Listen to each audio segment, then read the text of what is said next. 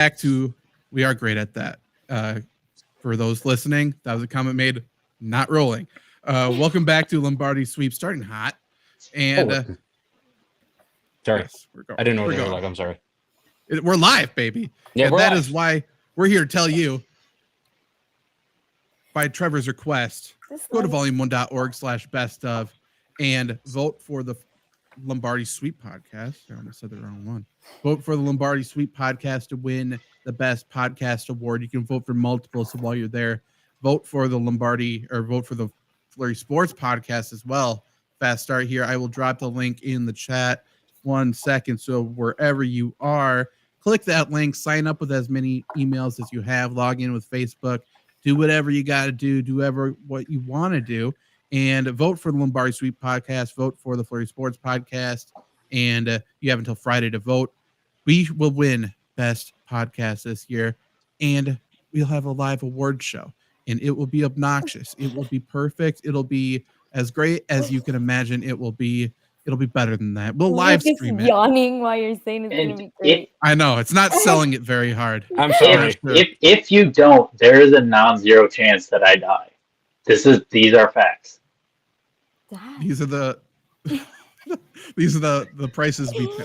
You know, Trevor's putting it on the line tonight and always. So definitely go vote for that, please, and thank you. And we can make our jokes because Packers are coming off a game that we really don't need to talk about, I don't think. Packers played a team that resembled the 49ers a little bit, and they destroyed them. Packers, it was domination. Very injured teams, and they're doing what they're supposed to do. It's awesome. It's great. Truly, is there anything to say? Because I don't think there is.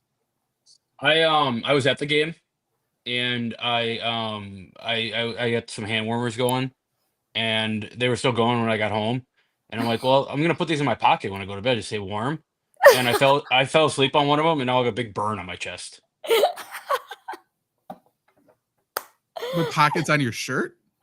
No, I think I must have missed one or something. But I woke up, chest was on fire. I looked down, and it was a hand warmer there. And then I forgot about it the next day, and so I was like, scratch my chest or something, and I thought it was a pimple, so I popped it, and that really hurt. Was it a blister the size of a hand warmer? Yeah. Ew. That's a great hand warmer. It was. They're hot. Would you like to give a shout out, or do you want to wait for the money to roll in before you give the shout out to the brand? Hot Hands, I think it was. Holy shit! No free ads, but Hot Hands.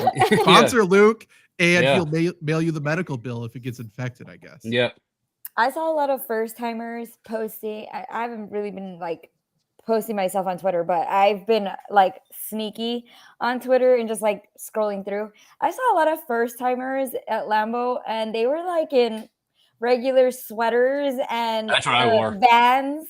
Okay, but you are from Wisconsin. These people True. are from Arizona and just places that I was you realize that winter has already started in Wisconsin. It started 2 months ago, honestly. You can't look a fool. You come into our house, you better look the part. That's how it is. You can't come up from Arizona dressed to the nines and look like a jackass. Can't have that. I disagree. I think they did look the part. I think if they came in with a parka on, I think they would have stood out. You're not. That's my point. That's why they should be coming in sweaters. Okay, fair enough. To be fair, winter kind of snuck up on us, I feel like. It was fine, and then now today's an ice storm, and it fucking blows. So, it's it's weird. Meanwhile, at my school, tomorrow is Sherpa Day, and I'm going to die.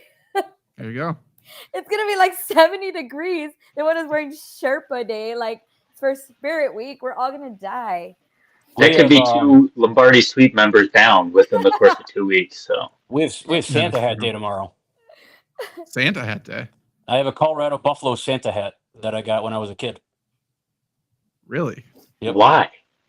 That's interesting. What a time to break it out, I guess. Yeah. But the game, I know that the statistics didn't really show it, but the run game once again was awesome. Josh Jacobs only had 9 for 43 and a touchdown. But it kind of felt like the offense didn't really need to do much. The defense was just that dominant. They've been playing good. Like I said, Zach, against injured teams are doing what they need to do. Offensive line, it's kind of like Terrifier 3 right now. Like they're just, beating the fuck out of people, which is awesome to see. And in turn, Josh Jacobs has also looked like Terrifier 3 running the ball. And then off of that, Jordan Love's been able to find open passes. Nice to see Jaden Reed get in the end zone twice. So like I said, not much to talk about, but just dominant win. Defense played well. Run game played well. I don't necessarily know that this was Jordan Love's greatest game by any means. Probably not even like his top 100 games that he's ever played. But they did enough to win, which is fine. And he finally got his turkey leg. And he got his turkey leg. True. And Josh Jacobs took it away. It was Can I great. pitch you an article topic live on air, Luke, related Yes. to what you just said?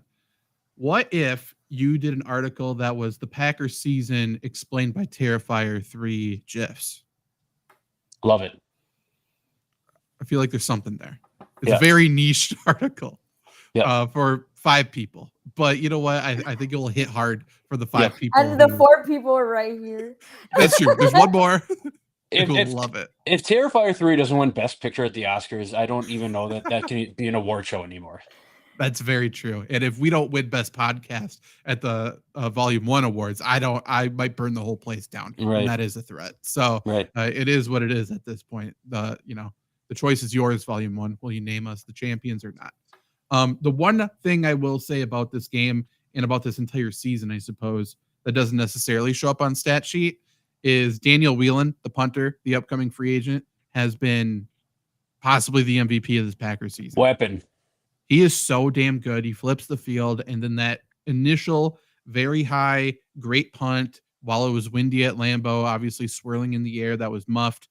Big momentum early in the game, and usually it's past seasons it's the Packers on the wrong side of those momentum special teams plays, and this year because of Whelan especially, it's been so damn good. Like he has been a complete game changer for the Packers. So give him as much money as he wants, as many years as he wants. Hopefully Green Bay does not let him walk out the door. If we can negotiate a contract now, that would be ideal, I think. Yep. Let's just lock that up. He is so good. Yep. So damn good. Okay. Anything else from the game? Oh, Nope. Good one. Good one. It was a fun game. Good win. And we play again on Thursday as of recording. That is tomorrow night. The Packers travel to Detroit. So playing the Lions on a short week, possibly, arguably the best situation possible. Lions have a lot to deal with right now. So Lions, ton of injuries. Lions posting their signals to social media.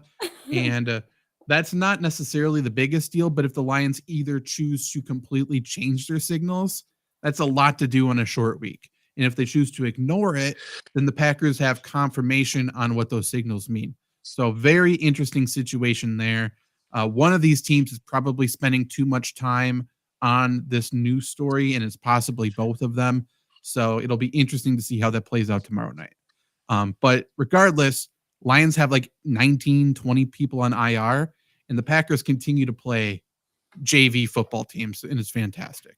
Yep. Lions obviously still good, but Packers are facing a very beat up defense, and even a defense that looked very different than what they saw a few weeks ago.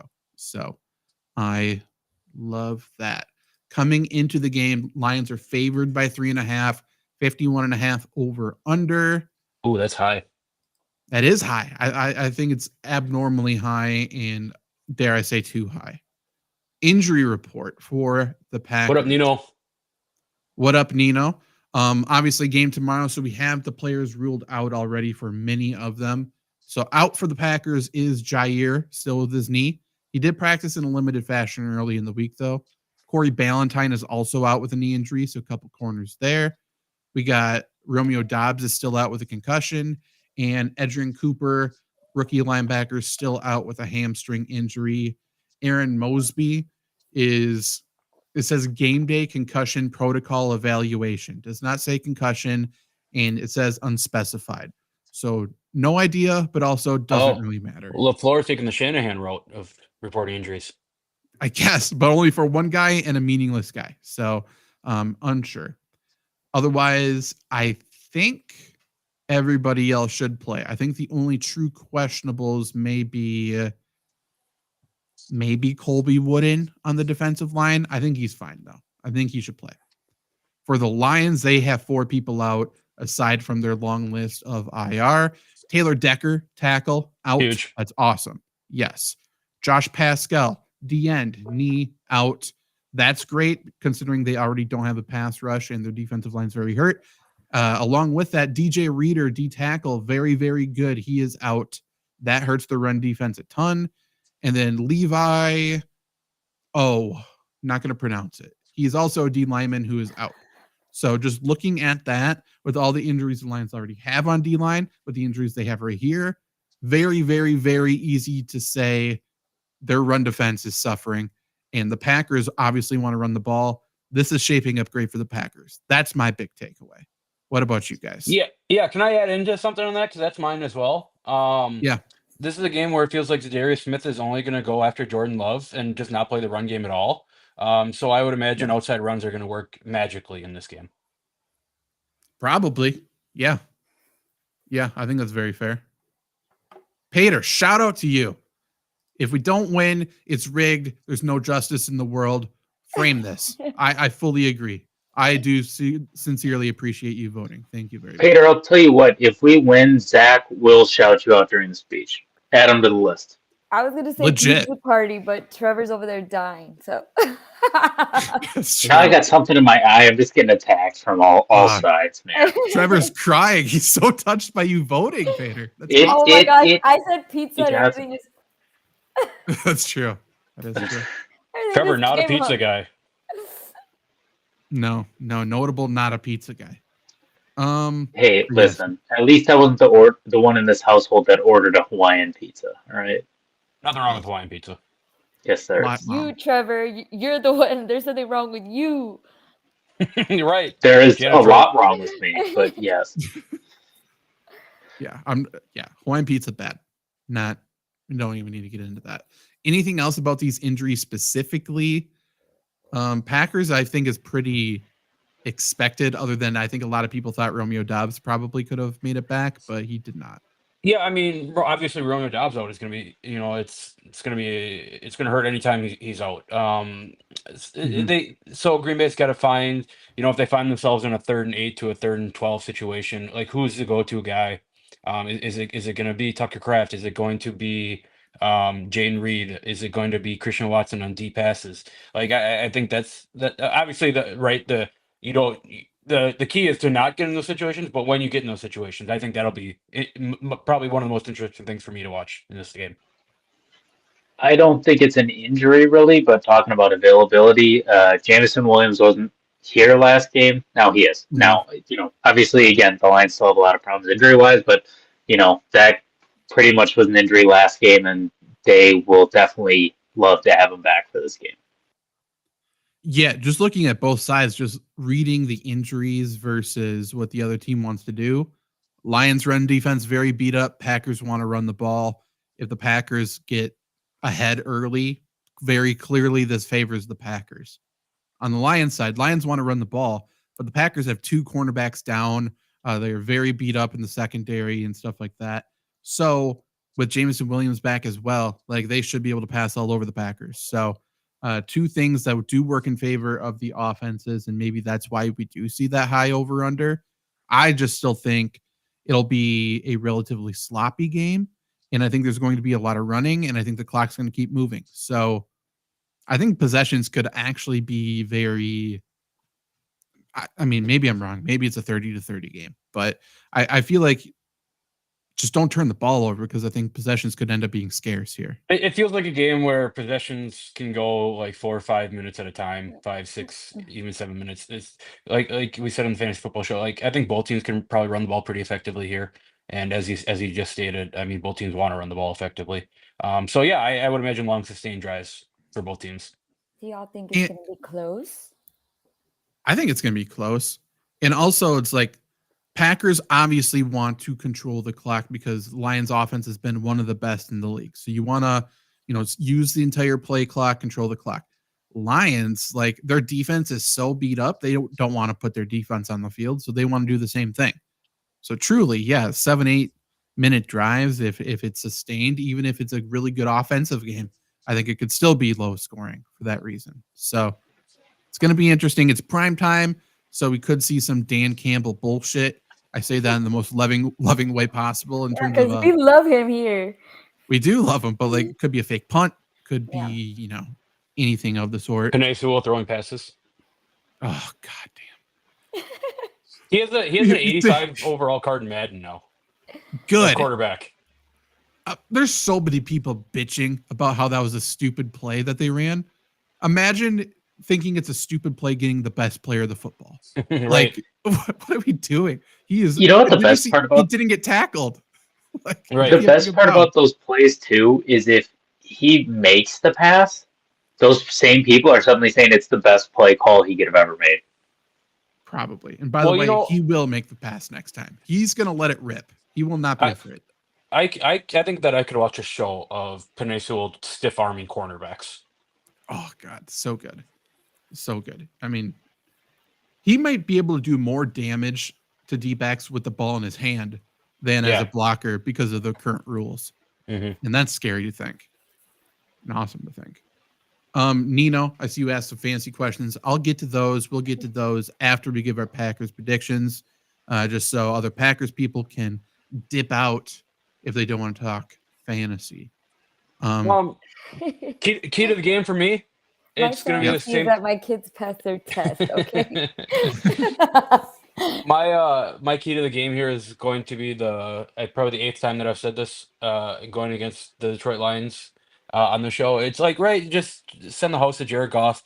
He's like, unlike a Baker Mayfield or Will Levis, where they can kind of do most of the damage on the run. Jared Goff has to move, inches out of the pocket. I think that's where he's at his worst. So 6-7 guys all game. I would love. That stupid ass ESPN article labeled Jared Goff as the most accurate quarterback in the NFL. Can you believe that? Yeah, that's crazy. Aaron Rodgers still exists. Mm-hmm. Patrick Mahomes is out there. Anybody. Caleb Williams is more accurate than Jared Goff is. Mm-hmm. It's insane. But yeah, I agree. You have to make Jared Goff beat you once. You know what I mean? Like They have the weapons where you can back off, but make him prove it. Otherwise, I don't know. Janet, what's your key to the game? Probably the same thing that I said about the 49ers. Sorry, my eye's twitching. Probably we got eye problems on the show today. It looks so bad. It looks so bad right now. It looks like I'm not okay. I think probably the same thing as far as like with the 49ers. Just right now, I hate to say it, but just take advantage of, the injuries.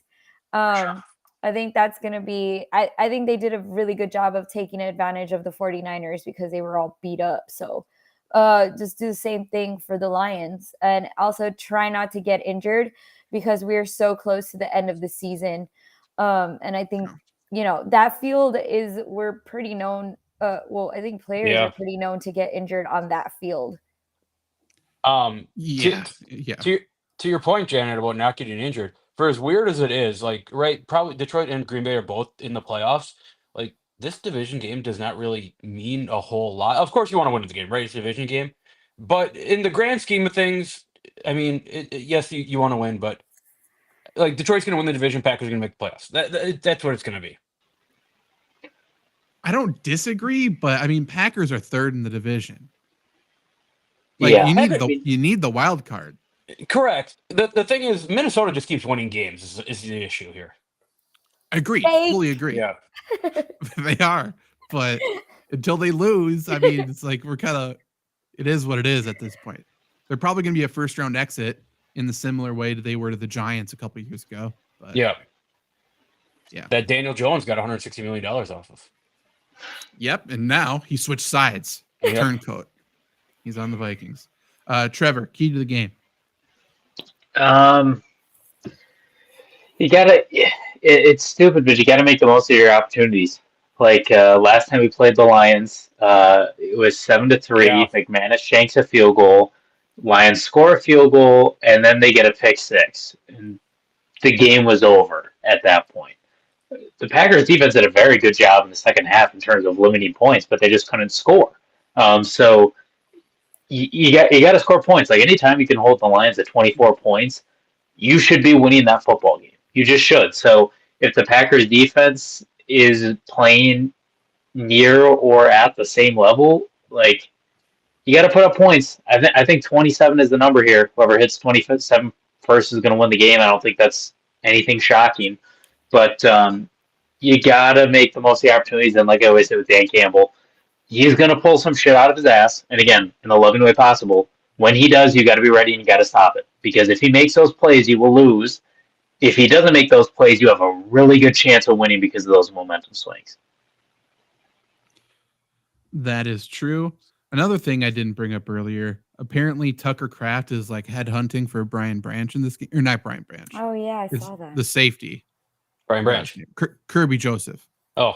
Because Kirby Joseph's hurt a couple tight ends this year or something. So he's been after his boys or something like that. Yeah. I don't know. Seems very fake, but we'll see if he gets caught up in that or if he does do something. But I hate when players announce that because all that means is refs are going to watch now. Mm-hmm. So, like, just do it and then talk shit afterwards. Don't announce it to the refs to specifically watch everything.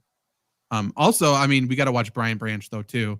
Like you brought up, he was kicked out last time. So, sure was. There'll be something heated there, I am sure.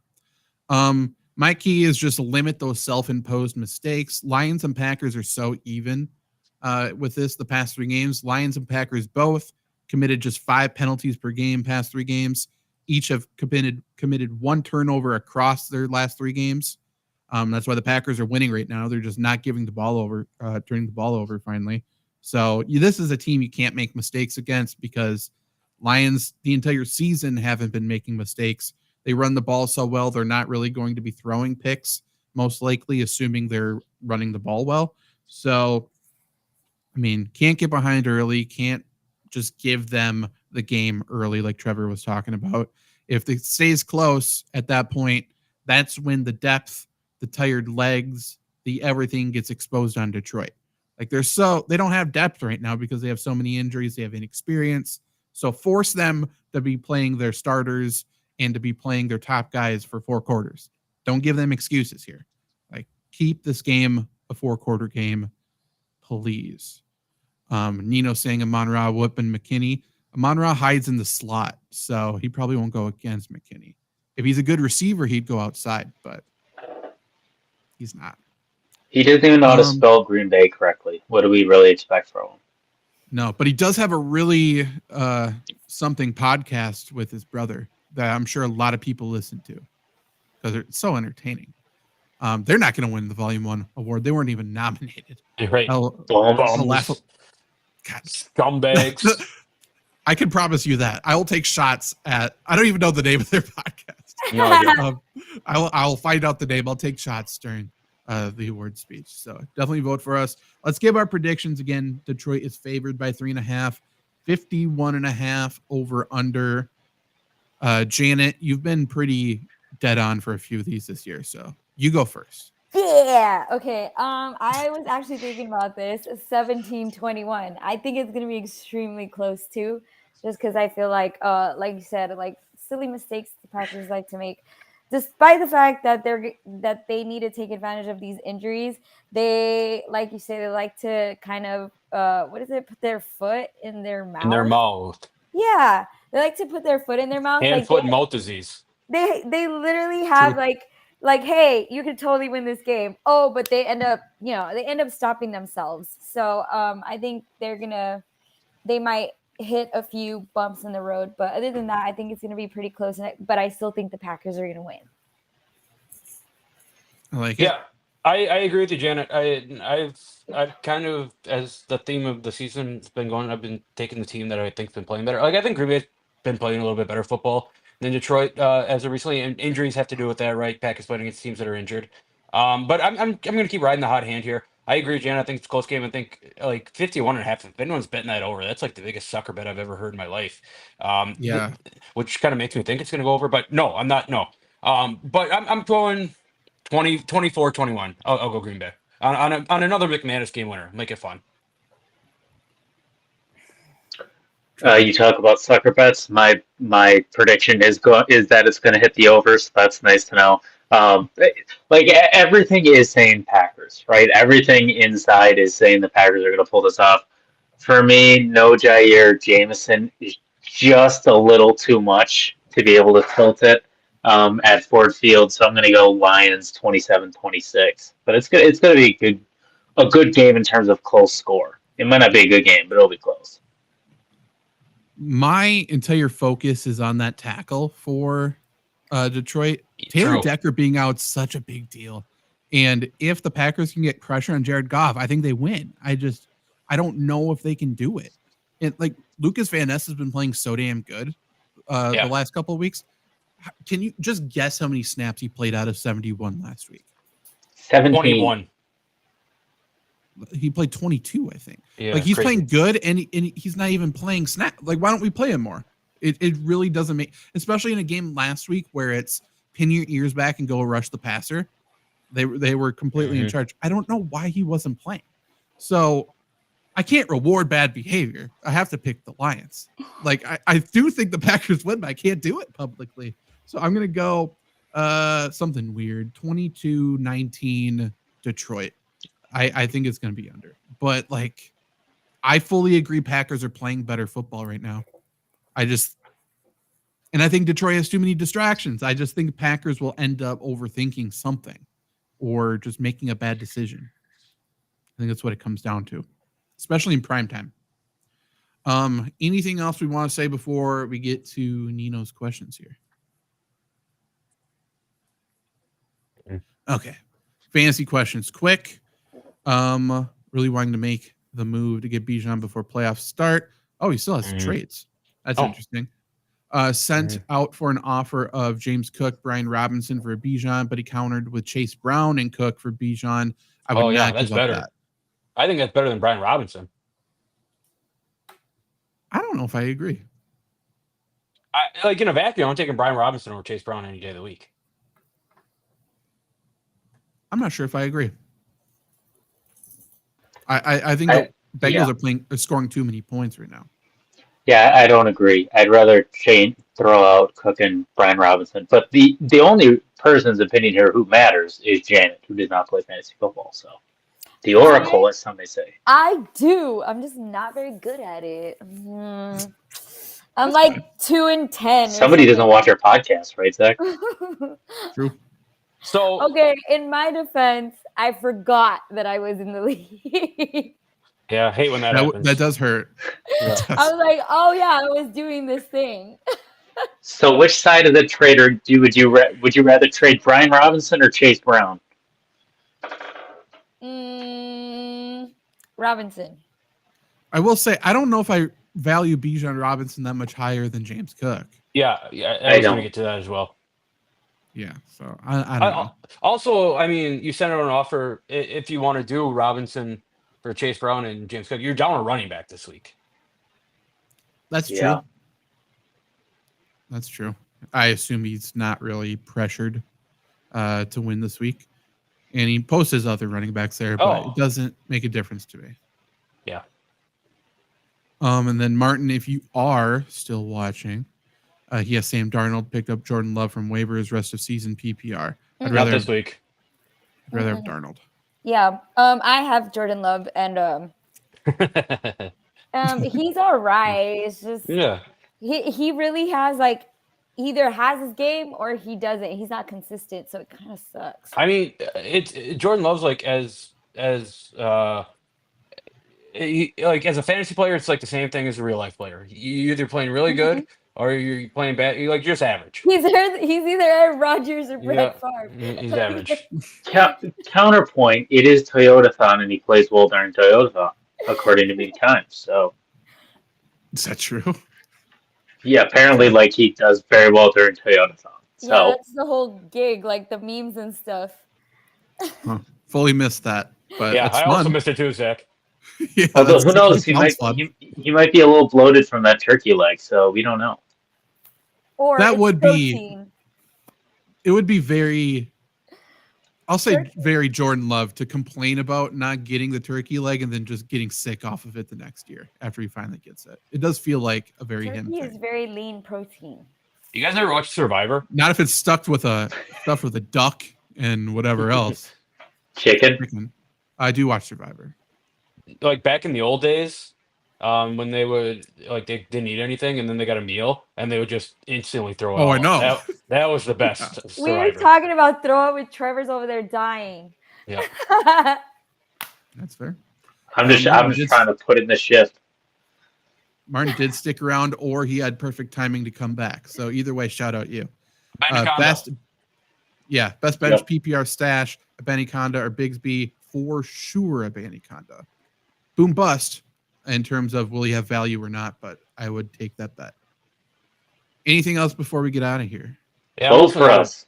I'm not a big fan of the family visits on Survivor either. You're not a fan? Those episodes. I agree. Like, why are you here? There's no point. You're not the person I'm rooting for. I do not care about you. No. Speaking of Survivor, thanks for surviving this, Trevor. Shout out Trevor. Vote for Trevor. If I survived this for you bitches to not vote for us, what was the point even? Because I might not be here next week. We don't know. If you don't vote and Trevor's not on the show next week, you're gonna feel bad. You're gonna feel very bad. I have a lot of bridges around my house. That's all I'm gonna say. We will not acknowledge it either. So you're not gonna know if he's fine or not. I have something to bring up for Trevor. Oh Jesus! UW Platteville lost to a team named Wartsville in the playoffs. Ooh, that's not good. Oh, football? Yeah. And you finished below us in the conference. So what does that say about your team? Well, that's like the Vikings saying you only won one Super Bowl with Aaron Rodgers. You weren't even in the dance. What are we talking about? Yeah, we were. Can't lose to Wartsville. But you lost to Wartsville. Yeah. Bad luck. Okay. What, next year are you going to drop a game to Pimpletown? Like that's right. Blister. He blister. Exactly. Okay. We'll see you guys next week after you vote. If you don't vote, you can still come, but I mean, you know what I mean. You're not Lacrosse lost to St. John's, by the way.